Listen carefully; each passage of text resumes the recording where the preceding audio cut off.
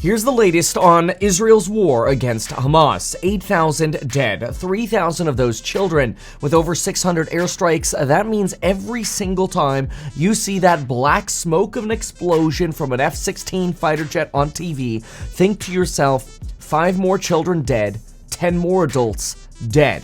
It's terrible, just as the attack on Israel was, and now Israel is pissed. Every single boom you see, think to yourself, half of a classroom is gone. We're going to get to how tensions are now increasing between the United States and China, what's going on in Russia, Donald Trump's reaction. But first, let's get into some of the details. Right now, Israel is moving into what they call their second wave.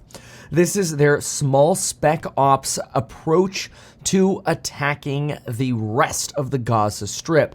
In essence, rather than taking a complete military to occupy the Gaza Strip, Israel has scaled back their complete invasion plans, instead using spec ops at the same time as circling overhead with drones and warplanes, quote-unquote, destroying everything that moves, according to IDF, Israeli Defense Forces, in a Bloomberg interview. Their justification is, we told them to leave, and anyone left over is assumed to be a threat. That's in part because Hamas doesn't drive around in tanks or military jeeps. They drive in the same cars that civilians, families, and children might be in. Unfortunately, this is the terror of war. The benefit to Israel by using smaller incursion forces or spec op forces combined with air support is that Israel could use more of their defenses and their troops along the northern border against Hezbollah, where Lebanon or Hezbollah fighters have threatened further incursions or attacks against Israel from the north, and allows Israel to preserve more troops for their strikes in the West Bank. We'll talk about the West Bank and strikes in the West Bank in just a moment as well. So far, though, it's worth noting that Israel doesn't appear to want to completely eliminate Hamas, but rather wants to set them back decades. This could be based on the weak enemy versus new enemy theory. That is, if you completely destroy your enemy, you'll get a new one that could be even worse. However, if you keep your enemy around, barely living or hanging on by a thread, you'll be able to control them, or at least always overpower them. So far, Israel has invaded into Gaza with special forces about 3 to 4 kilometers. Now, that might not sound like a lot, but it's 10% of the length of the Gaza Strip. Yeah, did you know it was just a little more than 40 kilometers long? Or, well, at the lengthy part, it's significantly less wide. That means you could get from the top of the Gaza Strip, the Israeli side, down to the Rafah crossing in about an hour. Yeah, that's not all just one convenient highway going 60 miles an hour. That is about an hour of a commute to get from one end to the other, 27 miles long. Hey, speaking of long, did you know that the long process of getting to the non-accredited and open to international investors fundraise is finally coming to a close? The 2023 HouseHack fundraise, go to househack.com, read the circular to learn more about my real estate startup. But that fundraise is coming to a close this week. Email us at ir@househack.com if you have questions, or go to househack.com to see how you can invest with credit card, debit card, ACH, wire, whatever is easiest for you. International customers are welcome. Check it out. At the moment, the latest hostage count is that we're at 239 hostages still in the possession of Hamas. Hamas argues that, hey, if Israel just stops the bombing, we'll start releasing more hostages. But Israel's purposefully keeping up the bombing to try to force Hamas out of their tunnels so that when essentially they come up for air resources, IDF, spec op forces, and air support are there to attack Hamas forces. Hamas is almost certainly integrated into just their tunnels right now, with smaller defense forces up above. All at the same time, Israel's Benjamin Netanyahu is now facing calls to quit after this weekend he posted on social media blaming his security chiefs that they were at fault for creating one of the biggest security lapses in decades. This comes after many have said, how could Israel have been so blind to an attack from Palestine, especially following not only warnings from the CIA, but also Egypt. However, these warnings do come regularly, so maybe Israel thought this would just be another attack that would be fended off by the Iron Dome. Some, and this is very few, argue this. We don't know the truth about any of these, or the 100% truth about any of it, but some argue that Israel may have purposefully left a little bit of a lapse, or some security chiefs may have left a lapse so that they could get additional funding, new weapons, and counterattack the Gaza Strip. Obviously, there's nothing to corroborate that theory, and it's just a theory. It could be completely false. But the point is, a lot of people are pointing blame at the Israeli military for failing to properly protect this border. Benjamin Netanyahu just reiterated that. Unfortunately, that came at an insensitive time, and now he's facing calls to quit and resign for trying to point the finger rather than taking responsibility himself. And as is usual in countries, and is probably the right thing, the buck stops with the top. And that's Mr. Netanyahu. Israel has also started striking inside cities within the West Bank. Remember, that is the separate region of Palestine. Palestine divided into two. We've got the Gaza Strip and the West Bank. The city of Jenin was just raided with a Spec Ops style raid to arrest over 36 suspected Hamas militants, as well as killing the commander of the Islamic Jihad, or one of the ground commanders of the Islamic Jihad. So far, Israel claims they have arrested over 1,030 individuals, and 670 of those are believed to be Hamas terrorists. It's about a 60% hit rate on those arrests. Syria has also been struck by Israel, but not just by Israel, but the United States is also getting involved. U.S. fighter jets bombed facilities used by Iran's military Friday. Iranian war drones, war drones, then counterattacked U.S. troops in the western part of Iraq. However, U.S. troops claim they promptly shot down these drones. Other rockets that were fired by Iranian-backed forces missed. This is really just a way of saying, y'all don't know what you're doing. Are you seriously wanting to strike back against America? Americans and American counterterrorism officials are claiming that this is a preemptive strike to send a clear message to Iran. Do not get involved. Do not come. As Kamala Harris would say, do not come.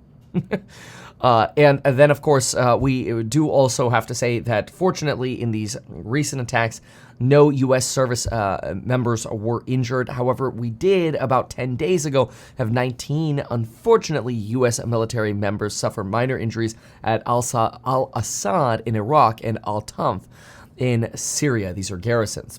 So far, it's worth also remembering that we've got about 2,500 troops in Iraq and 900 in Syria for counterterrorism operations. Keep this in mind, in Afghanistan, we're down to 0. We pulled out our remaining 2,000 troops, and promptly the Taliban took over. It's probably one of the reasons why we still have 2,500 forces in Iraq and 900 in Syria, specifically to try to prevent the takeover of these regions by groups like the Taliban. The two strikes that the United States struck were arms and weapons depots, so we're told, again, as a way to send a signal that we know where your guns are, we know where your ammunition is, don't even bother getting involved. A lot of folks also now calling on Egypt, or continuing to call on Egypt, since this has been happening since day one, to allow more Gazans to move into Egypt and the Sinai Peninsula. However, Egypt and actually the United States say this would undermine the efforts of Palestine to actually remain as a country, because if all your citizens just leave, then why is anyone fighting for the country at all? Maybe the country just shouldn't exist. And that's seen as probably more problematic than trying to provide humanitarian aid as much as possible inside of the Gaza Strip, which it's worth noting that some aid is now actually flowing through. We just had a 33 truck convoy come through the Rafah crossing. This is a fraction of the 500 trucks that used to arrive per day before the war on October 7th.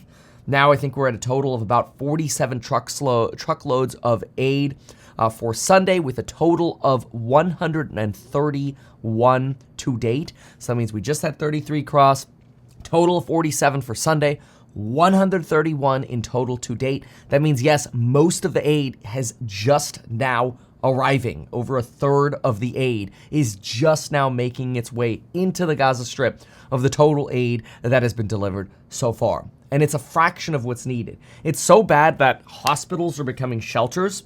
14,000 individuals are right now sheltered at the Al-Quds hospital. I'll show you on the map where these are.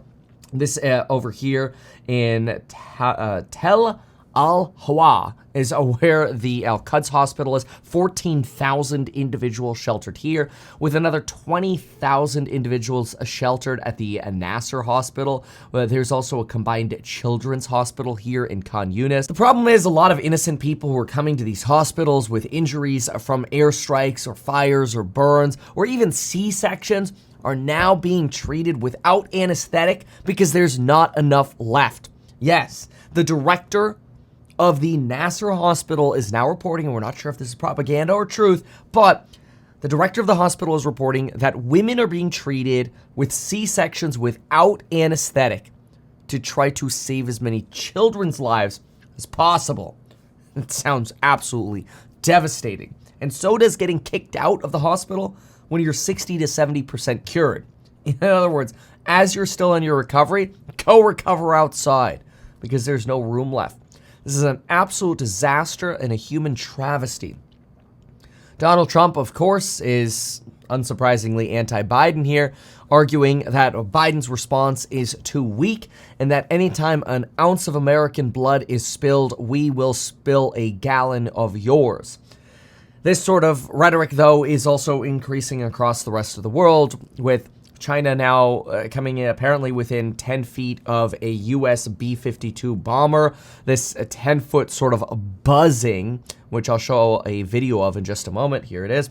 This buzzing is being considered saber rattling by China again. This is China, waving the sword, arguing, hey, this is our land. China's more official statement is that U.S. military planes have traveled thousands of miles to show off their force at China's doorstep, which is the root cause of sea and air security risks. So China calls this defensive. The U.S. calls China reckless and unsafe. Of course, this is propaganda from both sides as each side exerts their might. On top of this, in Russia, you just had an Israeli plane come to land in Russia, and apparently what Russia calls mobsters storming that airport to try to find the Jews. Those are their lines, not mine.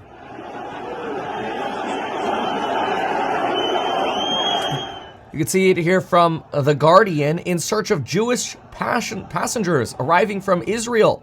This, by the way, is at a Russian airport in Makakala.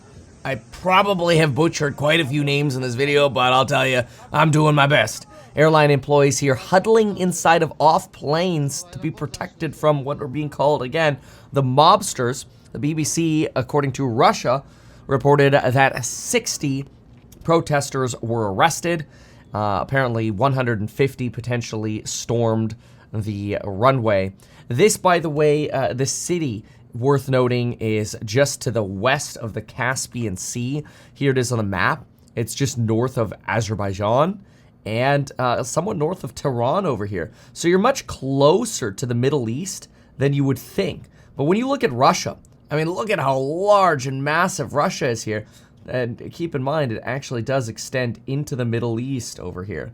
And so that's why sometimes there's a little bit of confusion when people hear Russia's somewhat involved, or at least certainly trying to propagandize itself as being on the right side of history here, coming to protect Jews in the Middle East, which is very much, remember, what their claim is in Ukraine, that they're attacking Ukraine to denazify Ukraine.